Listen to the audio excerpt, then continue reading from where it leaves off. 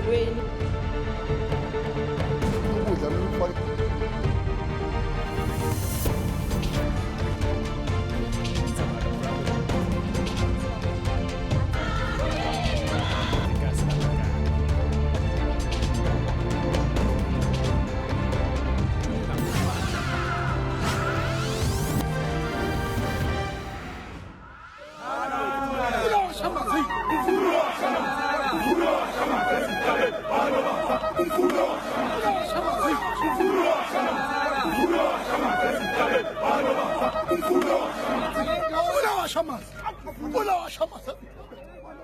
uZulu isizwe esikhulu ombuso waso wadlondlobala ngeminyaka yango-1700 ngesikhathi sokubusa kwesilo usenza ngakhona.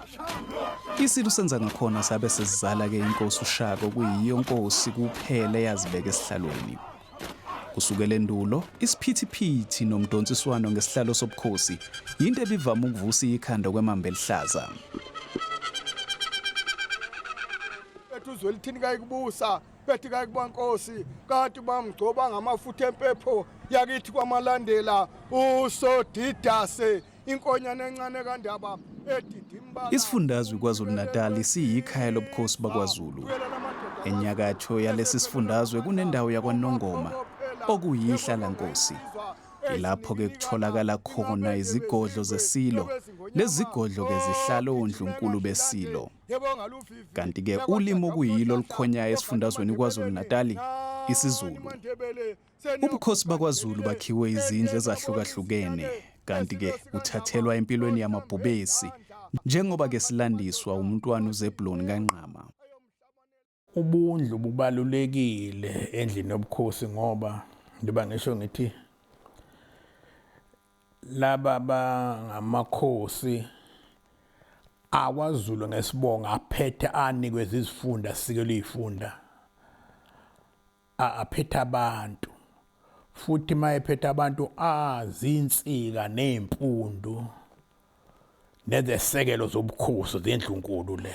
Lokhu kufakazelwa na umntwana uAfrika Zulu wasonkweni oyisishoshovu sabalungela abantu abahlala ezindaweni ezisemahostela.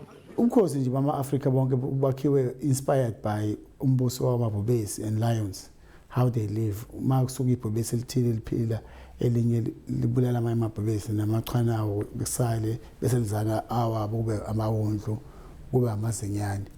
So that means that each and every time there's a new king fanele izale ingane zayo kube izona amazinyane.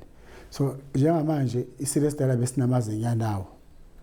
So ngoba sengane isilo esisha amazinyane ade amazinyane awasesiwona awezokuba amazinyane izobe siphela lo era yamazinyane bazojoyina nabo indlunkulu nabo bezokuthi kunjani kuba ama members of the royal family without that special treatment that besithola ukuthi bamazinyane. Of course you never take it away ukuthi bazalwa inkosi. So njengamanje obingonyama ingakashadi, so as soon as ishada ingonyama and iqedela all the processes ayo of installation ngowe family, amazinyana azovuka lapho sengamazinyane esilo esibusayo. Amazinyane is always the current administration. That's what it meant ngoba abanye ngakuthothi abanye bayibona njengokuthi yabandlulula ngoba abantu abasuke bengaqhamuki kuleyo reigning king baya esiludeka kulo language amazinyane. Kanti na ukhuluma ngama prince and princess ukhuluma ngomkhulu okhokho osaphila uqhama kwi dynasty ku male line, uyabona njengoba siqhama koshingane kanjalo yabo. So that's permanent. So amazinyane is not permanent, it's just the status. Kusukela ekubuseni kwelembe leqamanya amalembe ngokukhalipha isilo uShaka ngonyaka 1816 kuya ku-1828 kwaqala inhlansi yodweshu lwangaphakathi, nalapho kwavukela nakhona izelamani kunalabo ababefuna ukuhlala esihlalweni sobukhosi.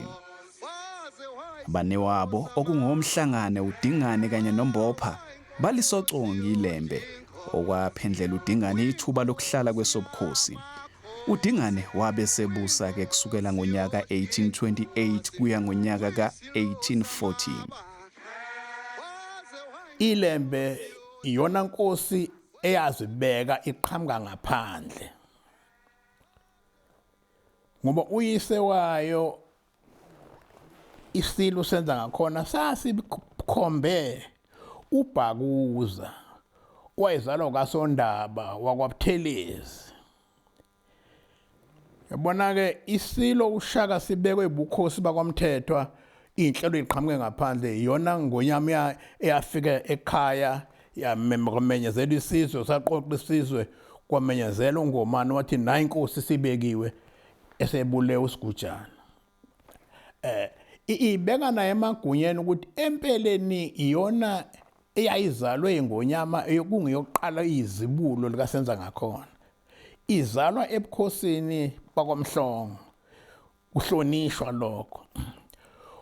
Uyabona ke mase kukhothemisile uShaka kukhona into eyenzakalayo. Insizwa zimbili ihlasela isihlalo sobukhosi. Umntwana omhlangana kasenza ngakhona. Kube udingana kasenza ngakhona babulala ilembe. Uma sekuthiwa kufuneka kubekwe inkosi ke manje kwathola ukuthi vele umkabayo kwakumastermind wayephethe lonke uhlelo lokusoconga kwelembe. Wasethi no ngelanga ethile kuzobizwa amakhosi kumele nigadwe ngamabutho abantu abazokhishwa yimina kube yibona abanigadayo hayi nigadeni ngoba ngiyabona senifuna ukulwa. Basusa abalandeli bakadingana basusa abalandeli bakamhlangana kwase kugada bakamkabaye.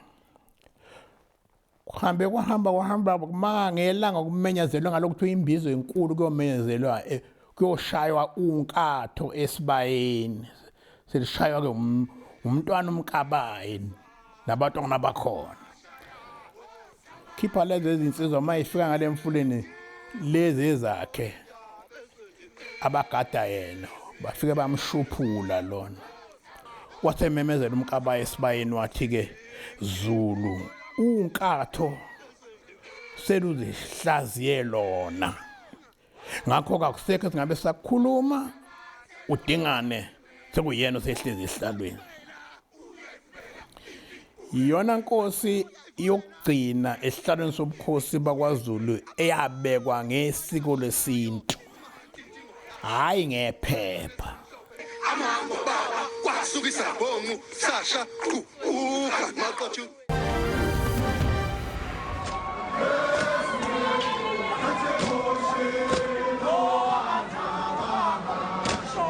Ukuzihlaziya konkatho njengokusho kababekazi kaShaka uMkabayi kwaba isiqalo sesiphetho sokubekwa kwesilo ngaphandle kwephepha. Njengoba ke emva kokubusa kwesilo udingane umbuso wesilo uMpande wabusa unokugxambukela kwentshonalanga eyayisiqalile ke ukungenisa kwaZulu ngenhloso yokuzodla umhlaba welikaMthaniya. Bese kuze enkosini akwaNodwengu uMpande ubeke sebekwa ephepha ngabelungu. Sedlule sizeneno isilucetshwa noma umbuso wawumkhulu kakhulu kwaZulu. Kodwa bamenywa abelungu bafika bazombeka base bemshayela lemthetho eyadala bakusuke impi yasesandlwana. Ngoba sekuqhamuka sekungena umbuso oqhamuka ngaphandle. Esandlwana inkosi yayikhiphe imlalelo ukuthi ikudefendwe, and that stance yenza diplomacy yenza ukuthi inkosi isinde isurvive ekutheni kuyonke into abebefuna ukuyenza ukuthi iqede umbuso wayo ngenxa ukuthi istance senkosi was that he wanted ukuthi amaZulu adefende umbuso wawo if amangisi sebaleka yekele adedelwe ahambe.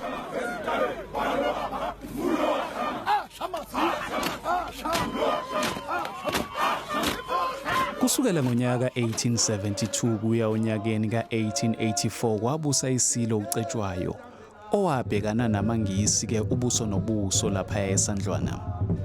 Phela amangisi ayeseqalile ukudla ingxenye enkulu yomhlaba kaZulu. Isilo uCetshwayo sabe sesijuba amabutho aso mhla zingama-22 kuMasingana ngonyaka 1879.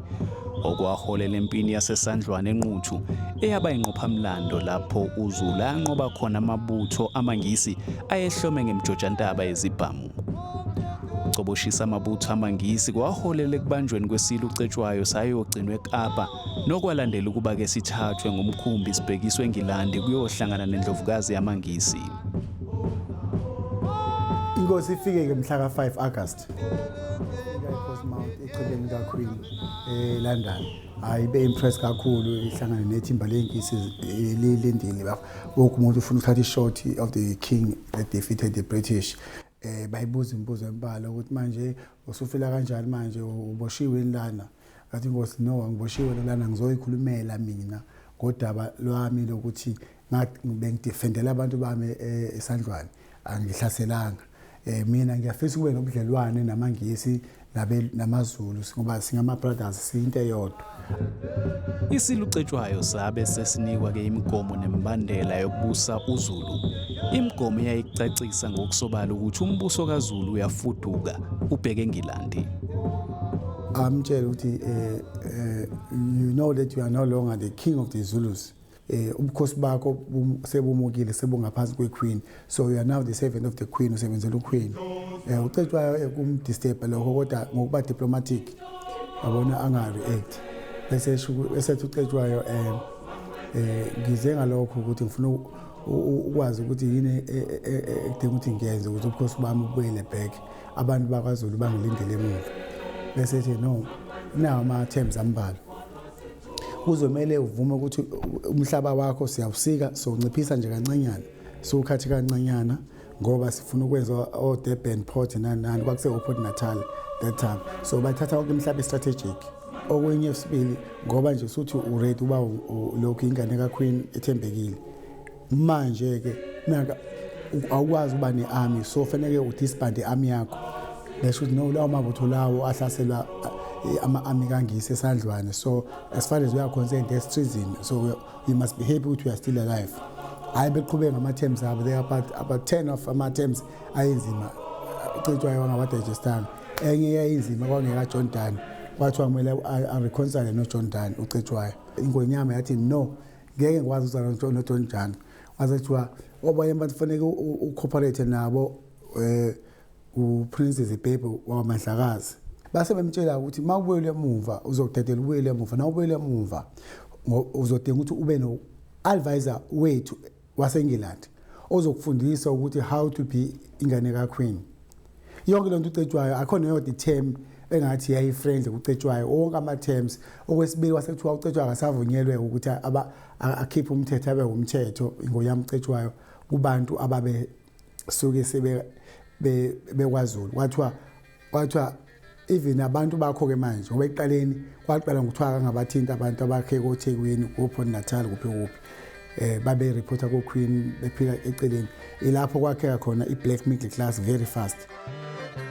Lokhu kwakusho ukuqala kokuguquka kwezinto njengoba umbuso kaZulu wawusuqala ukunqundeka amandla kanjalo nezinqumo mayelana nesihlalo sobukhosi zase zijikeleza zize ziyofika ematafuleni ondlebe zikhanyilanga.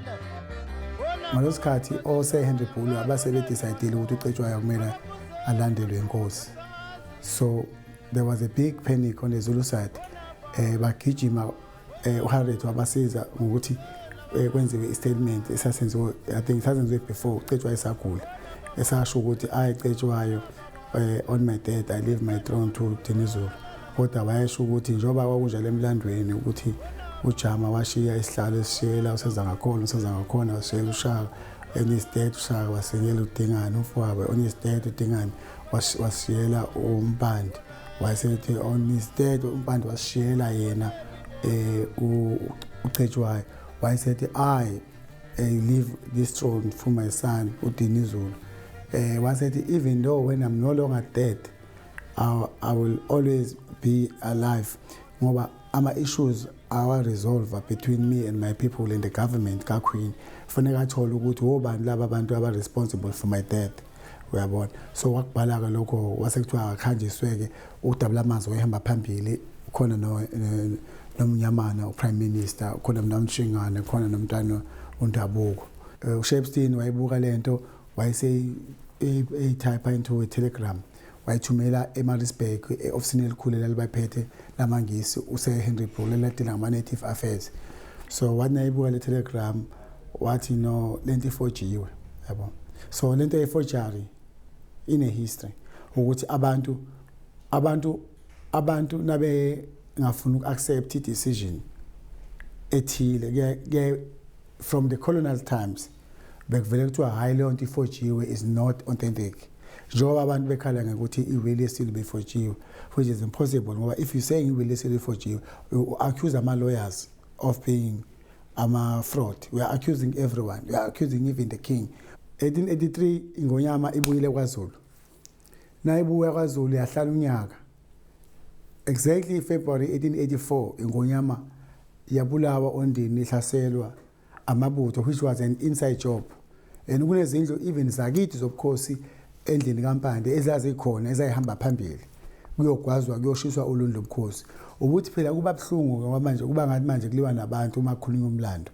But sometimes umlando uyi-incident esuke siyenzakele ekumele singazama ukuthi siyifantasize noma siyenze sichaze otherwise ngendlela ezofitha thina as a new generation ukuthi thina siphile kahle.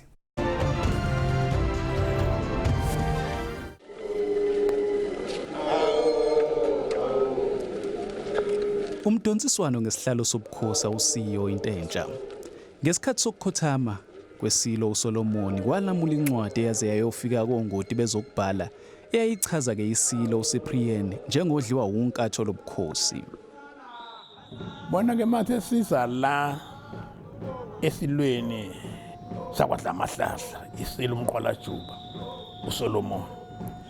Yena wenza umhlolo nje ngoba naye uhambe emncane kakhulu.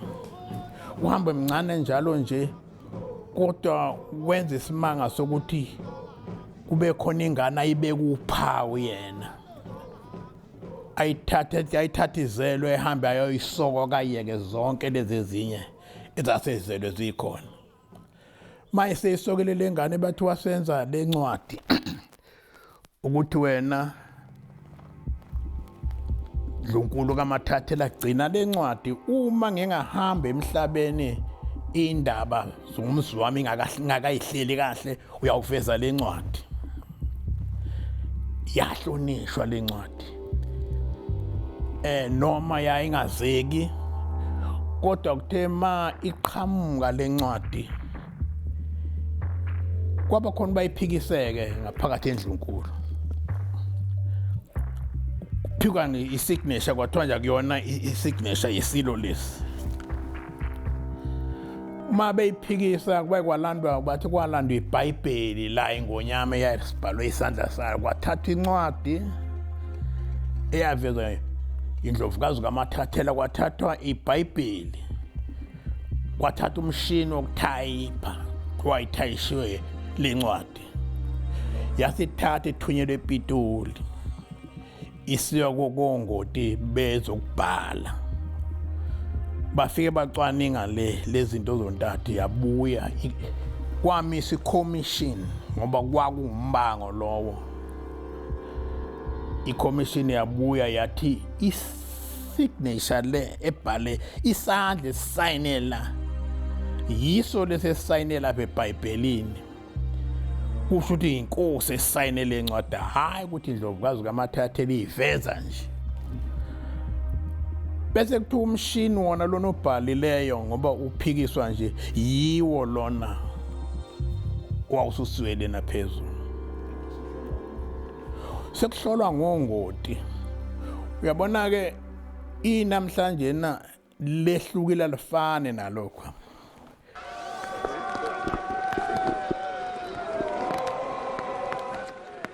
Ukukhothama kwesilo samabandla onke uGoodwill Zwelithini kaBhekuzulu kwashaqa umhlaba wonke. Ongangezwe lakhe wathathwa isifo esayamaniswa nalolu bhubhane oludla fumuka ludle silaza ukhuvethe.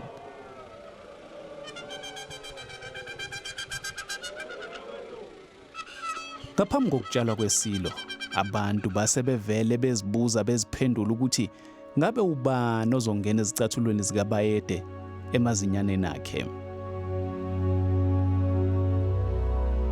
Kodwa ke udade wabo wesilo umntwana uThembi Zulu Ndlovu wabe seyishiyela kumdala incapha. ziningi inhlamvu ezishiwe isilo kodwa likhona lolo hlamvu esolinikwa uNkulunkulu bayathanda abantu ukubuza ukuthi banozalandela ngifuna ukudlula kuloko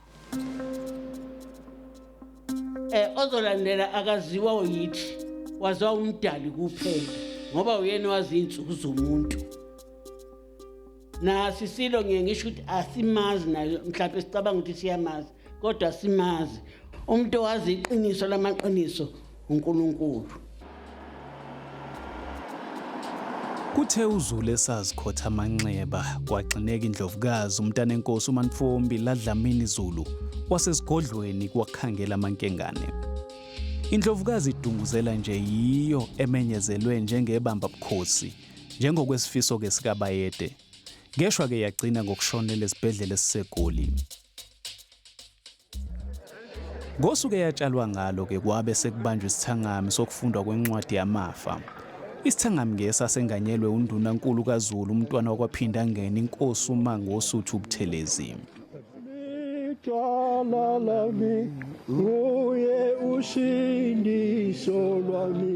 Ikulesi sithangami ke lapho kwamenyezelwa khona umntwana oMisuzulu njengesilo esisha. I believe that umntwana Misuzulu is preeminently suitable to assume the position of the Zulu monarch. 1.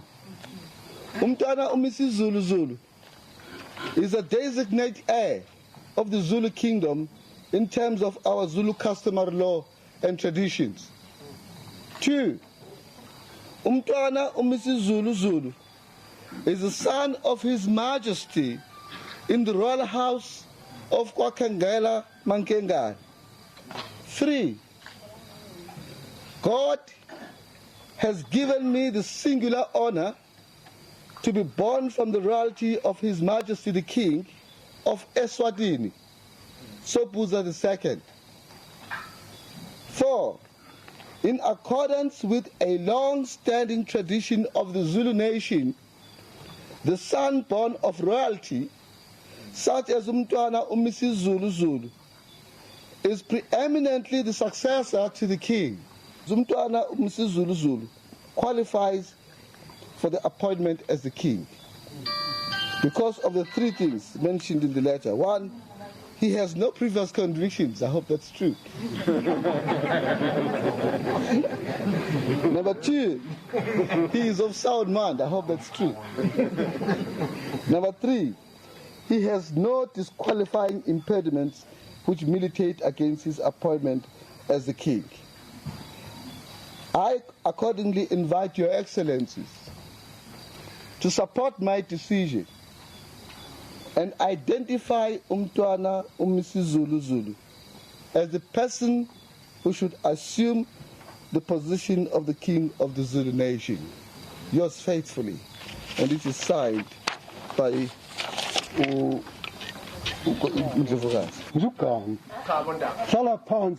Wabe sekusuka ke uthu lwezichwe.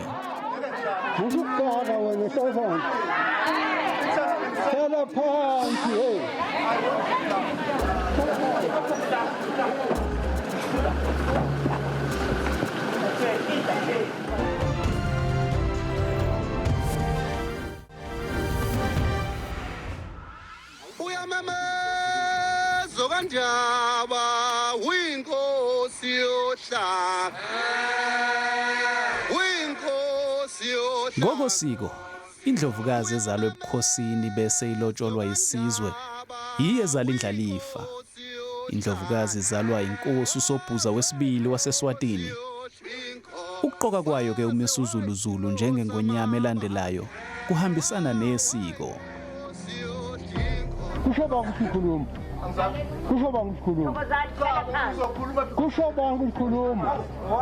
a public meeting. It's not a public meeting.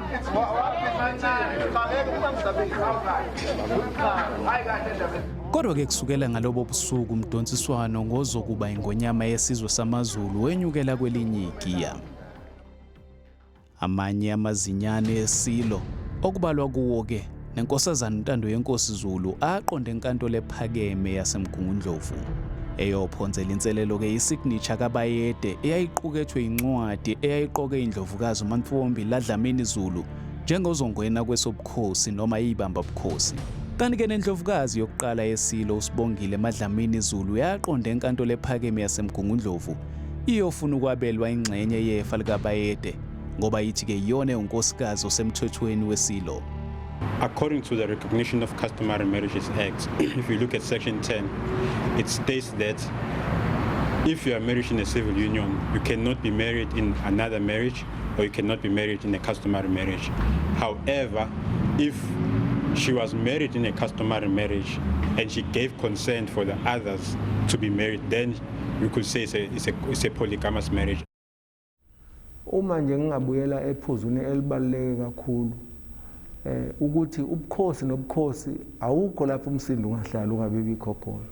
Ukuthi uqhamuka ngayiphi indlela kuyana nokuthi uphathwa kanjani lo msindo nanokuthi ke njengoba sikulelizwe elikhululeke elivumela noma ubani ukuthi awulandele umthetho sisekelo wezwe nesilo esesidlulile emhlabeni bese uhlonipha kakhulu umthetho. Ngakho ke uma kukhona umsindo ulandela imigudu ethize, kodwa ke ngesingathi njengendlunkulu akubukeki njengento ekahle, kodwa ke ungeke uweqe phela umthetho wezwe ukuthi awulokhu sesikwenza thina ngokwegcekela la ekhaya asikwazi kuye enkantolo. Kuyaphoqa kwesinye isikhathi ukuthi nendlunkulu ayikwazi ukuthi ixazulule udaba oluthize, ikakhulukazi ke thina lapha endlunkulu njengoba ubukhosi bethu ubukhosi obuhlonishwa kakhulu sibheke uholo isizwe ukuthi indlunkulu iphatha kanjani isingatha kanjani indaba eyithinta isihlalo sobukhosi. Ingxenye yasendlunkulu esigodlweni kwaKhetho Mthandayo ibukeka ke ingakwamukeli kahle okwakuqukethwe incwadi yamafa njengoba ithi kunendlela yesintu yokwenza izinto. Kunzima ukuthi njengoba nawe usho ukuthi yafundwa ezidlangalaleni, kodwa thina njengendlunkulu silindele ukuthi umndeni kube yiwo osingatha ukuthi kushicelelwe ukuthini. Njengoba nawe ubeka nje ezidlangalaleni vele ke ngeke uyishintshe into evele isiyenzakele, kodwa ke siyakubuka ngokuthi njengendlunkulu njengoba sikulesi simo nje kukanjani lapho okufanele khona ngisho nendlovukazi lezi beyiganisilo zibe ingxenye yokuthi umyeni wabo kade ehleli lesi sihlalo nakho okubhalekileyo noma ke kwasiphazamisa ke emoyeni akukho ke singakusho yiwo nje ubuhlungu oyenza sifele ngaphakathi ukuthi awukwazi sabekeka kabi thina njengobukhosi bukaZulu obuhlonishwa kangaka kwenzeke lo msindo owenzakalayo.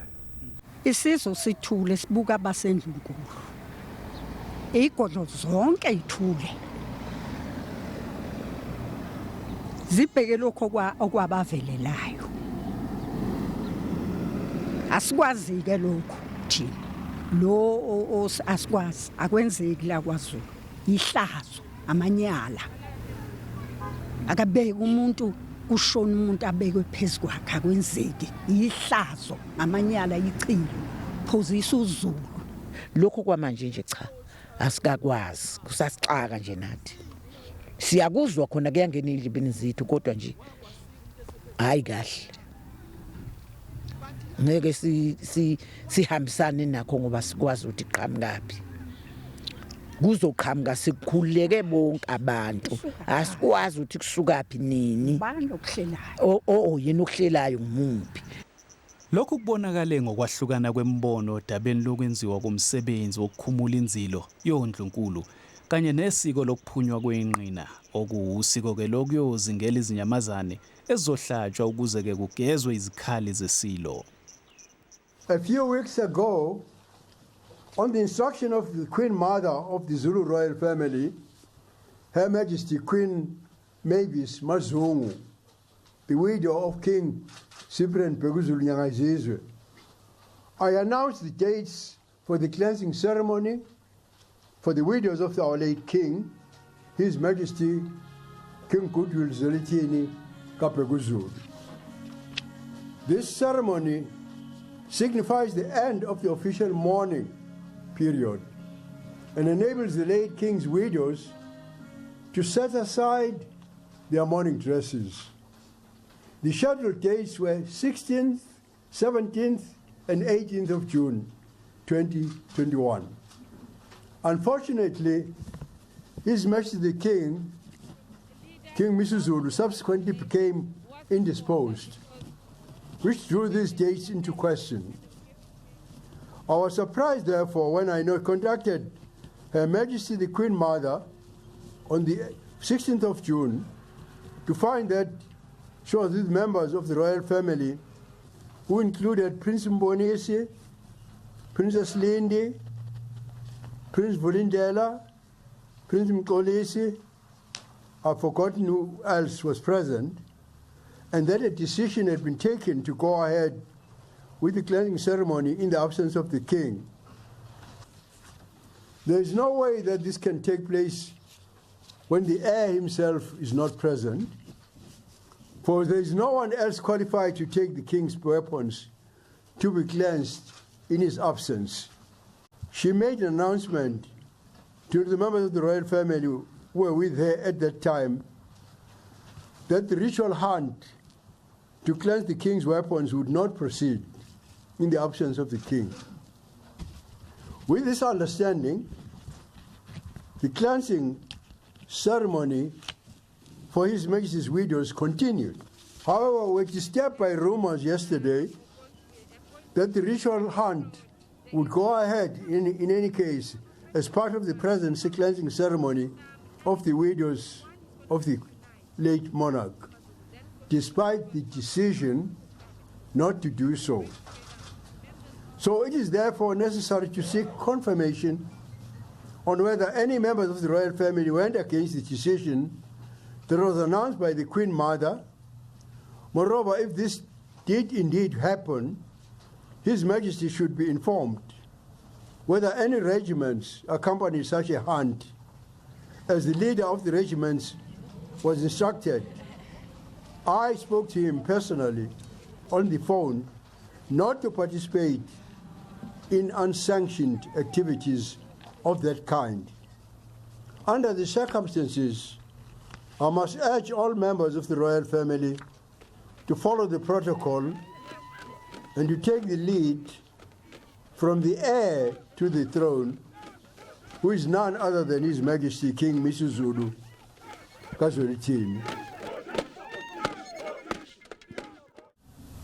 Akekho obengazi umndeni.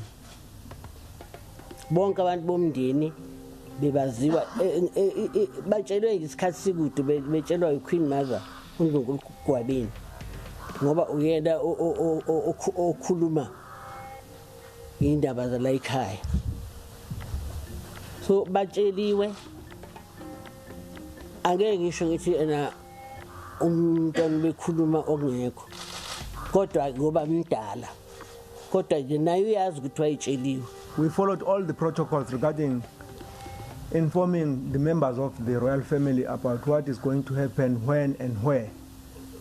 We believe that everybody was contacted regarding the matter that we had to perform this ritual with all the members of the royal family and the nation at large. The second point regarding the throne, as the statement states that we are going, as the royal family members, we are going to sit down and discuss going forward about the throne. Emva kokumenyezelwa kwesilo uMisuzulu Zulu wabuye kwaqhamuka igama lomntwana uSimakade Zulu. Kodwa ke umntwana uSimakade wakuphika lokhu ukuthi unezifiso nentshisekelo yokungena kwesobukhosi. Lokhu wakusho ngomlomo womntwana okwaphinda ngene. To that, I wish to assure everyone that I've never expressed such ambitions to anyone. I've had that. Umntwana uSimakade wabesephinde ekhipha istatimende esithi angeke anqaba uma kunamalungu endlonkulu aphakamisa igama lakhe.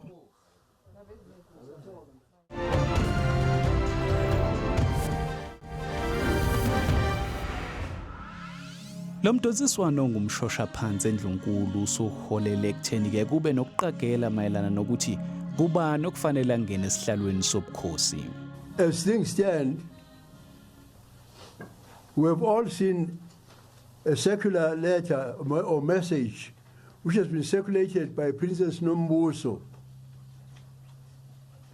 announcing a meeting tomorrow, asking the media to attend a meeting tomorrow, which neither myself nor the King nor the Queen Mother knows anything about, because I spoke to her last night And she said she was not informed about it. From our side, the majority of us in the royal family have no qualms about the fact who is the king. We have no qualms about the fact who is sitting on the throne. So, but at the same time, we cannot ignore what you are raising, that there are people who are still stirring the pot of conflict, including Princess Nombuso, who has circulated a message announcing a meeting and actually on top of a litigation that the Queen, her mother, has actually taken to court, questioning the issue of the King's position. Uzela umfowethu ingane eziningi noma ubani ngaba sesihlalweni uma kuhambe ngomgudu lwesisho esithi sihamba ngawo womthetho wase South Africa ukuthi isilo sibekwa kanjani sibekwa ubani emva kwesikhathi esingakanani kukhotheme isilo. Angithandi lapho kubiza amagama abantu, sikhuluma ngesihlalo nje manje ukuthi sisazohlala siyindlunkulu sikhulume ngeindaba zalobu bukhosi nangesihlalo. Urecognize nokungarecognize akusikho kwethu, thina sihamba nje kujantshi wesitimela eqeleni kwawo.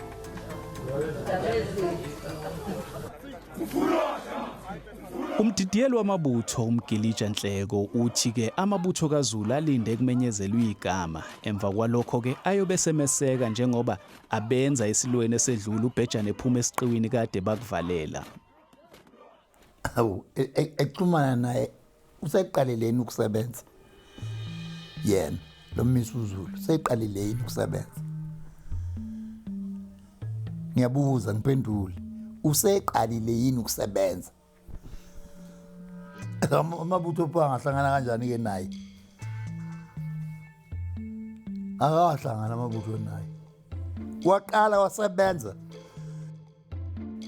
awakhe amabutho njengesilo esobe sesihleli esihlalweni. Ngeke uyibuseke lento. Shayicilongo ngibheka khona.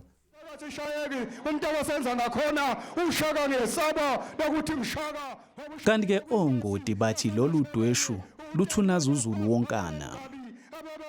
Angibeke kanje baba, ubukhosi basendlunkulu kwaZulu behlukile kunobukhosi nje obunye. Njengoba ubala ubukhosi ubaba uChief Albert Luthuli. Lapha yana baba ubukhosi basendlunkulu buhamba ngesiko nenqubo yesintu. Akuvele kuthathwe noma ubani ukuthi akabe inkosi kumbange nesihlalweni. Uma uzobheka kahle uzothola ukuthi ungangezwe lakhe ushiye ondlunkulu abayisithupha. Labo ndlunkulu bonke banamazinyane, banamadodana, nawo angafisa ukuthi ngelinye ilanga angene ebukhosini. Kodwa into ebavimbayo ileyo ukuthi ngokwesintu kwaZulu okuyena oyizala inkosi kuba yilo olotsholwe isizwe. Manje ke uNdlunkulu uMantombi ongasekho naye uyena owayelotsholwe isizwe. Yini kwenziwe lokho na? Ingoba usuke loyo kuyena mama ke manje okuzothiwa uphethe isizwe. Ngakho ke ingane yakhe iyona eyobe isithatha ubukhosi. Ngoba ubukhosi ukhumbula ukuthi akubona bendlu, akubona bomndeni, kodwa besizwe. Manje ingakho ke njena ke ubona uMisuzulu kuyena othathayo. Umbango ke okhona ke njengamanje kungenzeka ukuthi udalwa izinto eziningi. Ngike ngabhala emaphephandabeni ngalolu daba ngichaza ukuthi ezinye izinto eziseyihlupha namhlanje sithi noma indlela noma iqiniso silazi ukuthi lithini ufuna kuhambe kanjani. kodwa bese sihlushwa ilokhu kokulandela ibhodo eliconzayo. Sihlushwe ilokho ukuthi uma ngena usibanibane esikhundleni angimphushe mina ngene khona nami ngizodla ngiphile kahle ntofontofo. Akusekho ukucabangela isizwe, akusekho ukucabangela kwabantu ukuthi lokho esikwenzayo sikwenza ngoba silungisa isizwe noma mhlambe sisidicilela phansi. Lo mbango ke uzothola ukuthi njengoba manje kunamagama aqhamukayo akhanyukiswa abantu abanezifiso zabo kodwa bebelazi iqiniso kodwa lelo qiniso bese belibuyisele eceleni ngoba benenhloso zabo. Enye into ebhlungu futhi manje ufuna siyibheke ipolitiki. Osopolitiki nabo ngendlela yabo bayakwazi ukufaka iminwe ezintweni ngoba bazi ukuthi masifake umuntu owukuthi nathi sizosebenza kalula nalowo muntu.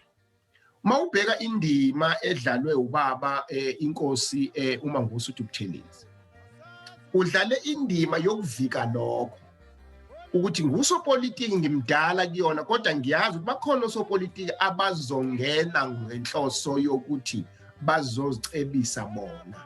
Ngakho akulandelwe umgudu ofanelekile.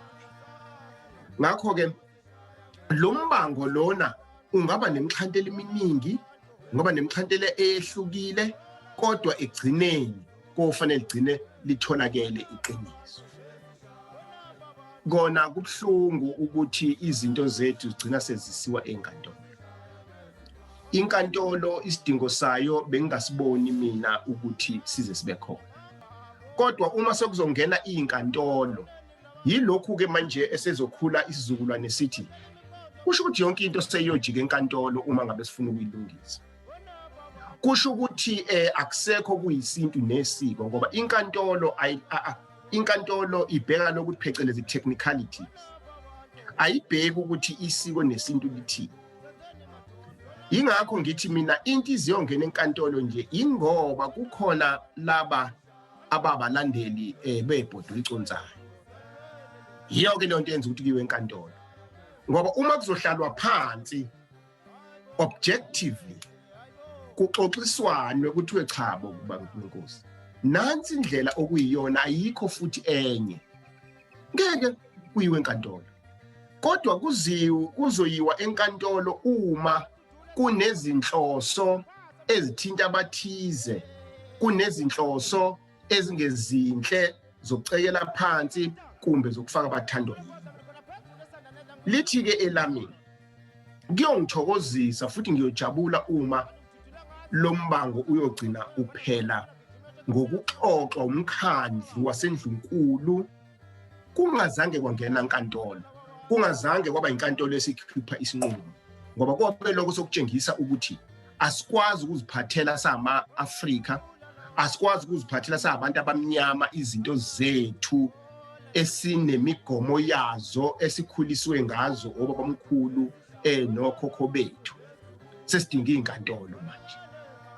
Ngakho kuyodabukisa kakhulu lokho kodwa sithemba ukuthi akuyogcina kufike lapho. Ngokusho kwabanye bamalunga sendlunkulu, umntwana Misuzulu kuye ingonyama. Ake ngithi uyabona msakazi mangwaliqala phansi ezingolweni enyuke nalozo ophuma phezulu kwangwanase wenyuke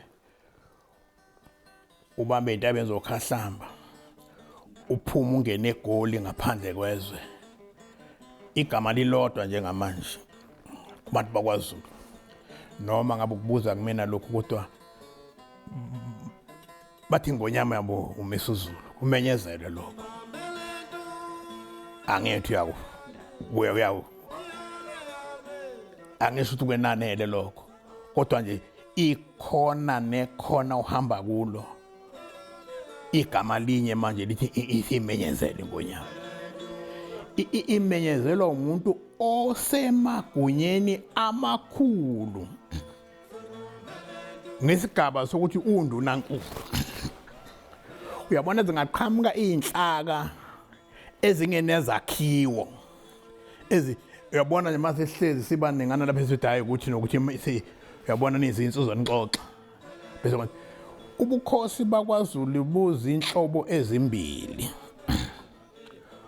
ukhona ubukhosi boselwa ukhona ubukhosi basemakholweni uyabona ke lobu bakwaZulu akubona uvotelwayo kuthiwa kufaka namagama endishini kuzoshake indishi njengoba kudlala lokhu ngelodwa bese kuqhamuka ibhola loqala selingene loqala sisafuna amanye amagama ungene lesibili ungene cha kunjalo buyazalelwa lobu uma selikhiphile igama obehle uyabona lokhu okwenzakalayo nalemvungo eyenzakalayo ayinhle yehlisa isithunzi sobukhosi bakwaZulu. Mina bengathanda nje ukuthi ngisebenzise lenkundla ukuthi sikhuze kulabo abangaboni ubungozi ababenzayo. Akaze kwaZulu kube nengoyama ehlala bese iyasukuma iyaphuma ngenenye. It's not a presidential chair. This is a kingship. The king is king. Inkosi ihlezi and inkosi is going nowhere. And inkosi izohlala and will outlive even other kings adebusa before. Ngakho ke fanele sehlise imoya sonke and samukele ukuthi umoya wesihlalo usizothise sikhuze ubayede to the one who's on the throne. Kanti-ke amanye amaphephandaba abike ukuthi isilo uMisuzulu sibamba umhlangano nodadewabo uNombuso Zulu nalapho-ke siyalelwe khona ukuba-ke sehlukane nokuzibiza ngesilo. Le mbiko ithi-ke babe sebevumelana nangokuthi-ke abantwana bafaka amacala enkantolo ephakeme yaseMgungundlovu bazowahoxisa uma luzoqalwa phansi udaba lokubonisana ngokumele angene esihlalweni sobukhosi. Lezi nxushunxushu-ke yizo-ke ezibambezela ukugcotshwa kwesilo esisha. I signed the minutes of the meeting as authorized by the royal family and we submitted them to the Premier. So I assume that the Premier, because of the status of the King, probably will have to forward them to the President, because the President of South Africa ought to be involved in the coronation of the King. I don't think that we should run away from the fact that there is an elephant in the room, in the sense that there are people who have taken matters to court, who are opposing the coronation of the King. And subsequent to that, there are other members of the royal family whom I'm told have also submitted that they are putting their names of certain members of the royal family into the hat.